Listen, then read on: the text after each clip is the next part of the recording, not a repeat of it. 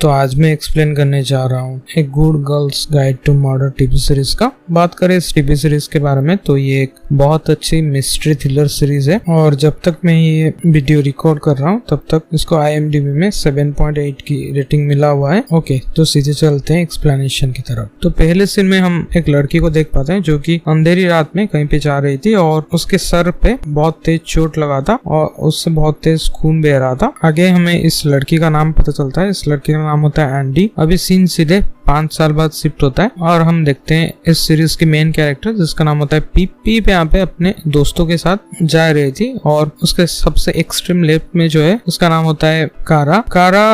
पीप ये लोग best friends है। अब उनके शहर में 5 साल पहले एक कत्ल हुआ था। अब कहीं ना कहीं इस कत्ल से पीप की मेमोरी जुड़ी हुई है और यहाँ पे हम एक छोटा सा फ्लैशबैक दिखाया जाता है। यहाँ पे हम देख पाते हैं वही लड़की एंडी यहाँ पे स्कूल के कॉरिडोर में पास करती है और वो छोटी सी पीप को मतलब हाथ दिखाती है कि किसी को कुछ बोलना मत और वो एक जगह पे छुप जाती है। नेक्स्ट उसका बॉयफ्रेंड आता है जिसका नाम होता है साल यहाँ पे छोटी सी पीप को पूछता है कि मतलब उसकी गर्लफ्रेंड कहाँ पे है, एंडी कहाँ पे है, तो पीप उसे बता देती है। तो नेक्स्ट डे एंडी गायब थी और उसका अभी तक लाश भी नहीं मिला और उसे लोग मरे हुए मानते हैं। साथ ही साथ साल ने एक लेटर के जरिए कन्फेस किया था और कि उसी ने एंडी की हत्या किया है, इसीलिए वो अपनी जान देने जा रहा है। अब यहाँ पे हमें फ्लैशबैक खत्म होता है। यहाँ पे कहीं ना कहीं पीप की मन में गिल्ट रह गया था कि अगर वो उस दिन साल को उसका लोकेशन नहीं बताई होती तो शायद अभी एंडी जिंदा होती। और पीप को कहीं ना कहीं लगता है कि साल ने ये खून नहीं किया है। तो यहाँ पे वो मन ही मन ठान लेती है कि वो कैसे भी करके इस केस को इन्वेस्टिगेट करेगी। यहाँ पे सबसे पहले कुछ पता करने के लिए मतलब साल के बारे में पता करने के लिए पीप यहाँ पे साल के छोटे भाई रवि से मिलने जाती है। तो रवि के साथ वो बातचीत करते, रवि यहाँ पे समझ रहा था कि वो ऐसे ही बातचीत उसके साथ कर रहा है, बट पीप यहाँ पे असल बात जब बोलती है कि मैं तुम्हारा भाई का केस इन्वेस्टिगेट कर रहा हूँ तब रवि यहाँ पे भड़क जाता है और उधर से चला जाता है। नेक्स्ट यहाँ पे उसको पता लगता है कि साल के जितने भी फ्रेंड्स थे वो उनसे पूछताछ करेगी। अब कोइंसिडेंटली पीप की जो बेस्ट फ्रेंड है कारा, उसकी बड़ी बहन नाओमी साल की बेस्ट फ्रेंड होती है। अब ये जो इंसिडेंट हुआ मतलब एंडी जिस दिन से गायब है उस दिन ये लोग सब साथ में थे। नाओमी, साल, मैक्स और एक बंदा, ये सब कोई साथ में थे। ये सब लोग साथ में सुपर मैरियो गेम खेल रहे थे और करीब 10:30 बजे साल मैक्स के घर से जाता है। यहाँ पे ये सारी बात नाओमी बोल रही थी और ये सारी बात पीपा रिकॉर्ड कर रही थी, मतलब पीप रिकॉर्ड कर रही थी। अब पीप यहाँ पे ज्यादा कुछ पूछ पाती उससे पहले नाओमी के पिता आ जाते हैं जिनका नाम होता है इलियट। यहाँ पे हमें पता चलता है इलियट पीप और कारा को, मतलब ये लोग जिस स्कूल में पढ़ते थे वहाँ पे इंग्लिश टीचर थे।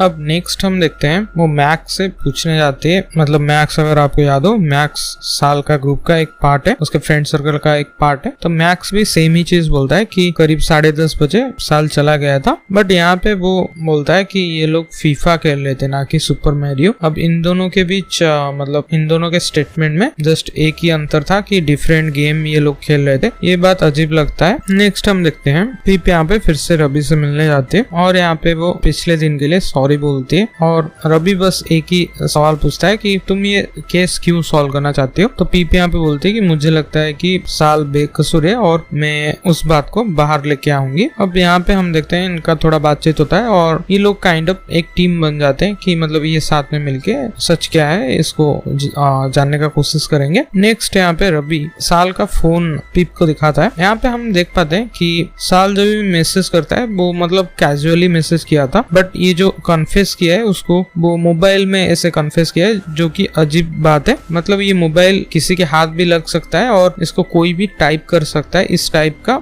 मैसेज कोई भी कर सकता है जिसने साल का मोबाइल को अनलॉक किया होगा और कोई भी टाइप कर देगा, क्योंकि ये मैसेज करने के बाद साल खुदकुशी कर लिया था, इसीलिए पुलिस यहाँ पे ज्यादा इन्वेस्टिगेट नहीं की। अब ये प्रॉपर्ली इन्वेस्टिगेट क्यों नहीं किया वो भी हमें थोड़ी देर में पता चलेगा। नेक्स्ट हम देखते हैं पीप यहाँ पे एंडी की जो बेस्ट फ्रेंड्स थी उनके पास इंटरव्यू लेने के लिए जाती है। सबसे पहले आती है एम्मा तो उससे ज्यादा कुछ नहीं बताती बल्कि उन दोनों का झगड़ा हो जाता है, मतलब पीप और एम्मा का झगड़ा हो जाता है और एम्मा उधर से चली जाती है। उसको बोलती है कि मतलब पीप को बोलती है कि मुझे आइंदा कांटेक्ट मत करना। अब नेक्स्ट हम देखते हैं वो नैट के पास जाती है, मतलब एंडी की और एक खास दोस्त। अब नैट भी उसे कुछ नहीं बताती बल्कि बोलती है कि स्टॉप डिगिंग, मतलब ये बेसिकली इंग्लिश में था तो इसीलिए मैंने इंग्लिश में बोल दिया। ये पर्टिकुलर वर्ड वो बोलती है, इसको याद रखना, ये थोड़ा आगे कनेक्ट होगा। तो स्टॉप डिगिंग उसने बोला। और साथ ही साथ हमें यहाँ पे पता चलता है कि ये जो इन्वेस्टिगेट किया था, जो कंसर्निंग ऑफिसर इन्वेस्टिगेट किया था, वो और कोई नहीं बल्कि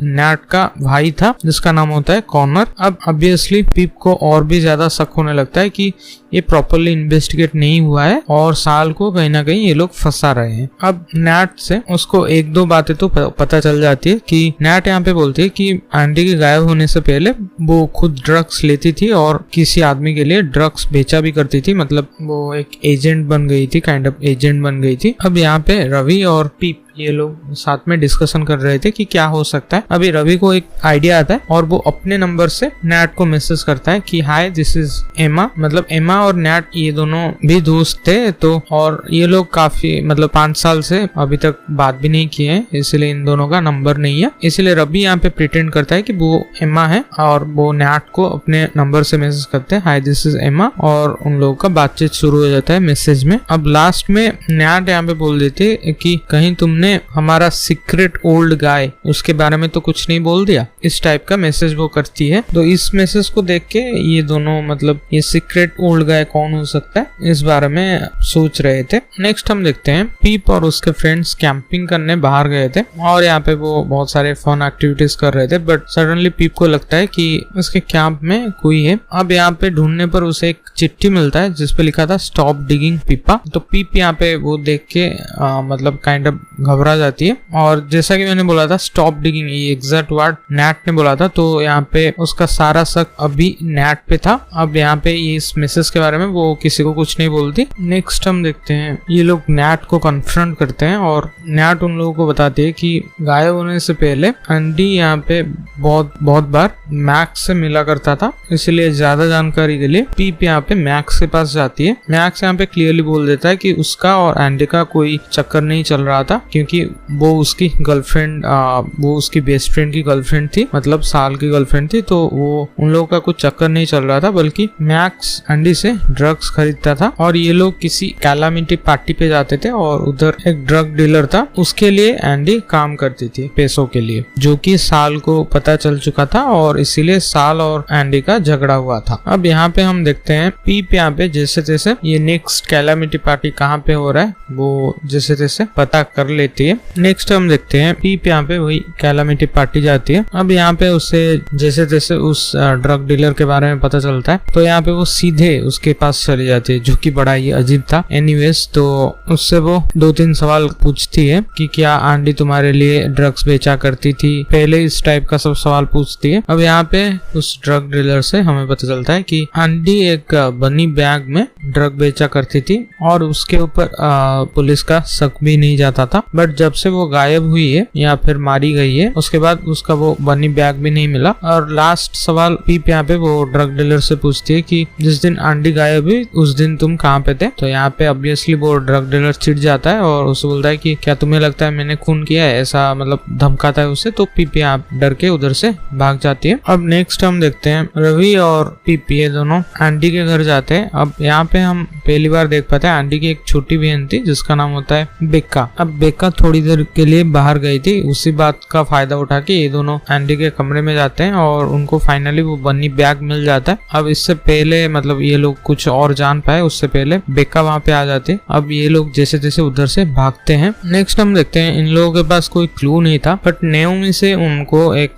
बहुत अच्छा क्लू मिलता है। अब नेओमी यहाँ पे बोलते हैं कि मेरा पर्सनल लैपटॉप लो और उसमें तुम्हें कुछ फाइल्स मिल जाएगा। इधर पिप एक फोटो देखती है जिसपे कि किसी ने पिक्चर लिया था और पीछे टाइम था 12:06 यानी कि 12:06 पे कोई पिक्चर लिया था। अब इन लोगों के बातों के हिसाब से 10:30 बजे साल निकल गया था, बट ये पिक्चर में ये 3 लोग हैं, मतलब साल ने पिक्चर लिया है, पिक्चर क्लिक किया है, मतलब साल इन लोग के साथ ही था। तो ये लोग आखिरकार झूठी गवाही क्यों दी। तो नेक्स्ट यही बात कन्फ्रंट करने के लिए पिप यहाँ पे नाम नाओमी से पूछताछ करने जाती है। यहाँ पे नाओमी असली बात बताती है। यहाँ पे हमें एक छोटा सा फ्लैशबैक दिखाया जाता है। करीब 8 साल पहले, मतलब एंडी की मौत 5 साल पहले हुई थी, उससे 3 साल पहले मैक्स और उसके दोस्त जिसपे की नाओमी भी थी, यहाँ पे साल नहीं था, तो इन तीनों ने किसी पार्टी से ये लोग रिटर्न आ रहे थे और क्योंकि मैक्स यहाँ पे नशे की हालत में गाड़ी चला रहा था तो एक एक्सीडेंट हो जाता है। फिर मैक्स यहाँ पे तुरंत किसी को फोन लगाता है और नेक्स्ट डे अखबार में इस एक्सीडेंट का जिक्र भी नहीं था। मतलब इस मामले को जैसे तैसे दबा दिया गया था। इस मामले के पीछे कौन थे ये नाओमी को नहीं पता, बट जब एंडी लापता हुई तब ऊपर से ऑर्डर आया, यानी कि जिसने भी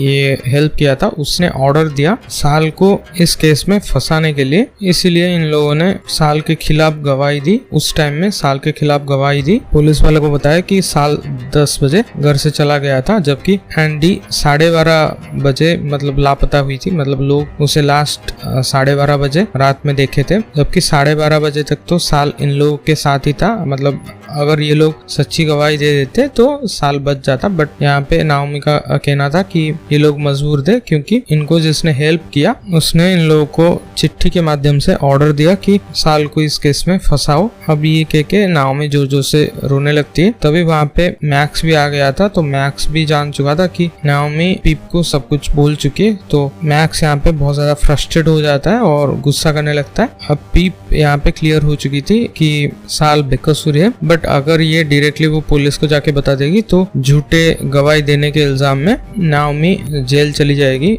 नाओमी कारा की बड़ी बहन है, मतलब उसकी बेस्ट फ्रेंड की बड़ी बहन है, इसलिए पीप ऐसा नहीं चाहती। अब यहाँ पे वो कुछ ऑल्टरनेटिव सोचती है। नेक्स्ट यहाँ पे हम देखते हैं पीप को फिर से मोबाइल में धमकियां मिलने लगता है और नेक्स्ट डे उसका छोटा भाई का बर्थडे था, बट उसको एक धमकी वाला मैसेज आता है कि अगर तुमने इन्वेस्टिगेशन बंद नहीं किया तो वो जान से जाएगा। अब ये कौन था मैसेज में क्लियर नहीं था, तो पीप सबसे पहले जॉस को ढूंढती है इधर उधर और फाइनली जॉस मिल जाता है। बट उन लोगों का एक डॉग था बार्नी, उसको किसी ने मार दिया था। मतलब ये वही किलर हो सकता है या फिर हो सकती है। नेक्स्ट हम देखते हैं पीप को यहाँ पे एक फोटो मिलता है जिसपे कि नैट का भाई था कॉर्नर, और कॉर्नर ने ही 8 साल पहले जो एक्सीडेंट हुआ था, मतलब मैक्स ने हिट एंड रन केस किया था, उसको दबा दिया था। अब यहाँ पे वो सीधे सीधे जाके कन्फ्रंट करती है। तो कॉर्नर यहाँ पे बताता है कि उसने जस्ट हेल्प किया था मैक्स का, क्योंकि मैक्स ने उसे बहुत ब्लैकमेल किया था। बिकॉज कॉर्नर और एंडी ये लोग फिजिकल रिलेशनशिप मेंटेन कर रहे थे और उस टाइम में एंडी को 15 साल हुआ था, तो वो एक माइनर थी। इसके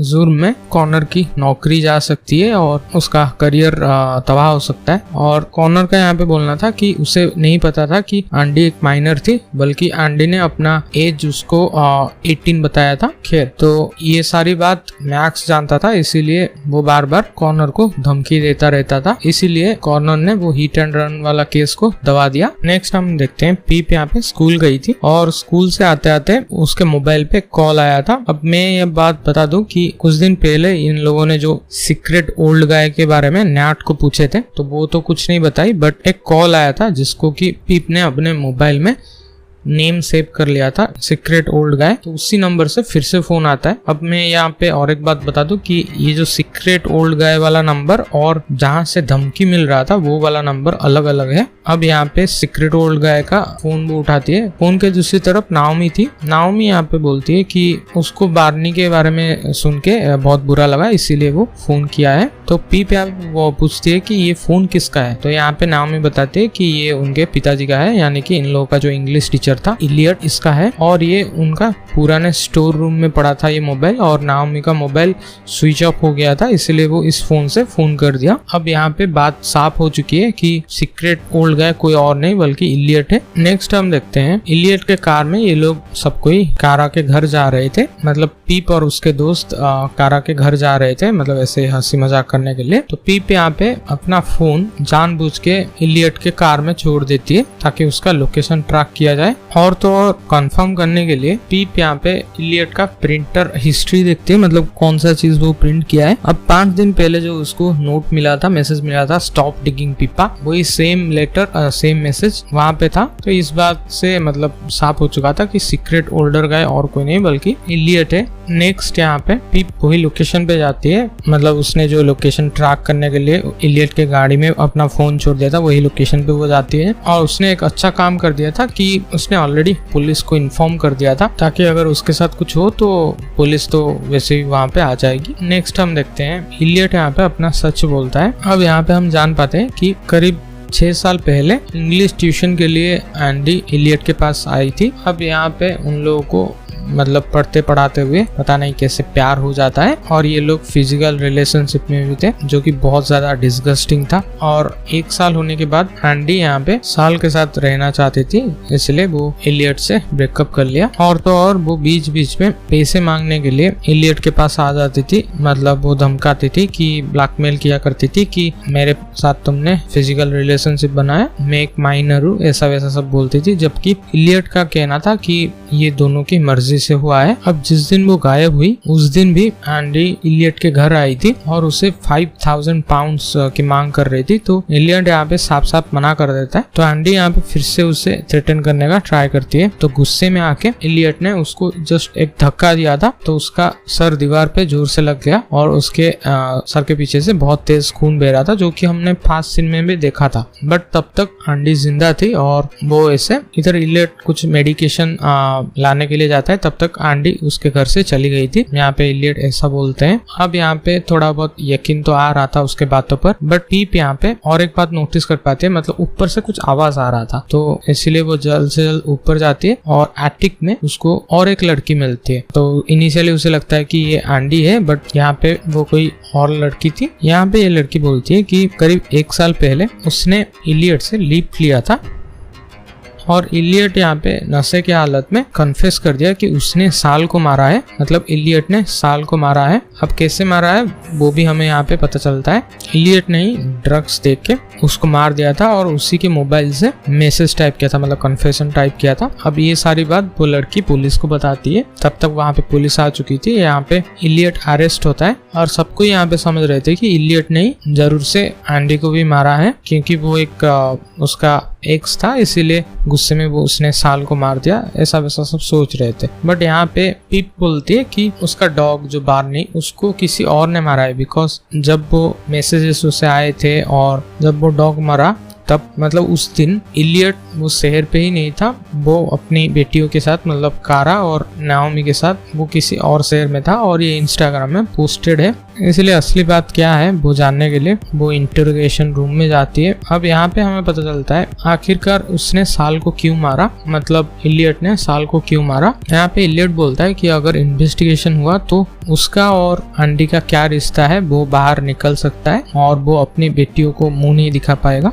और तो और उसकी जॉब चली जाएगी वगैरह वगैरह सब कुछ। तो एक दिन उसने नाओमी का डायरी पढ़ लिया था जिसपे कि साफ साफ वो हिट एंड रन वाला केस मेंशन था, इसीलिए उसके दिमाग में एक आइडिया आता है और वो मैक्स मतलब अननोन होके एनोनिमस होके अपनी बेटी नाओमी मैक्स इन लोगों को साल के खिलाफ गवाही देने के लिए मैसेज करता रहता है, क्योंकि साल उसका इजी टारगेट था। अगर सारा ब्लेम साल के ऊपर आ गया तो लोग समझेंगे कि साल ने अपनी गर्लफ्रेंड को मार के खुद सुसाइड कर लिया। अब उसका प्लान तो सक्सेसफुली एग्जीक्यूट हो गया था, बट पिपा ने उसको अभी एक्सपोज कर दिया है। अभी तक हमको ये नहीं पता चल पाया कि आखिरकार एंडी को किसने मारा, बिकॉज एंडी तो वहां पे नहीं मरी थी, वो बल्कि चल के आ रही थी। और लास्ट में पीप का शक जाता है एंडी की बहन बेका पर। अब फाइनली हमें बेका से असली बात पता चलता है। तो बेका यहाँ पे बताती है कि एंडी जब उससे मिलने आई तब वैसे भी वो खराब हालत में थी और ऊपर से उन लोगों का झगड़ा हो गया। अब झगड़ा का रीजन हमें पता चलता है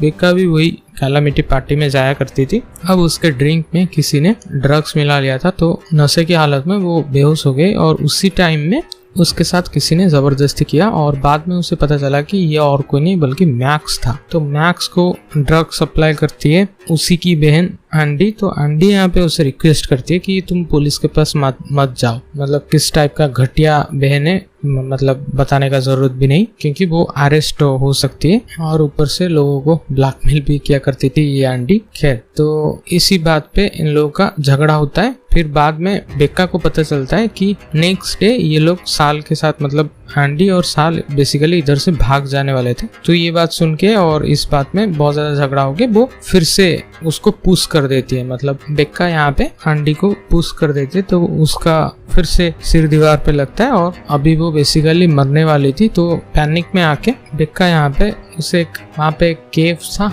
वहाँ पे उसको डंप कर दी। अब उसी केव में वो पीप को लेके जाती है, बट तब तक वहाँ पे पीप का लोकेशन ट्रैक करते हुए रवि और कारा ये लोग आ चुके थे और पुलिस भी आ चुकी थी और बेक्का यहाँ पे गिरफ्तार होती है। इस तरह से मतलब ये केस पूरी तरह से सॉल्व हुआ। बेसिकली समरी में बताऊं तो इलियट ने साल को मारा बिकॉज वो नहीं चाहता था कि एंडी और उसका रिश्ता पब्लिक के सामने आए, और गुस्से में जितने भी जान थोड़ा बहुत बचा था, बेक्का ने एंडी को पुश करके, उसका वैसे भी सिर पे चोट लगा था तो और भी ज्यादा चोट लगने से उसका हालत और भी खराब हो गया था, बट अभी भी वो बची थी। बट बेक्का यहाँ पे गुस्से में आके और पैनिक में आके उसको एक केव में उसको डंप कर दिया और वहाँ पे वो मर गई। अब ये रही पूरी कहानी। असली कातिल जो है वो अभी पकड़े जा चुके हैं। अब ये रही इस टीवी सीरीज की पूरी कहानी। वीडियो काफी लंबा हो चुका है और इसमें एफर्ट लगा क्योंकि इसमें बहुत ज्यादा सब प्लॉट्स थे जिसको मैंने इग्नोर किया है, नहीं तो अननेसेसरी वीडियो और भी लंबा हो जाता। मैंने जो बस मेन कहानी था उस पर फोकस किया।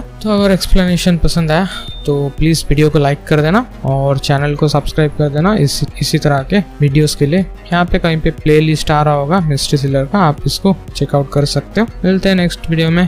Thanks for watching.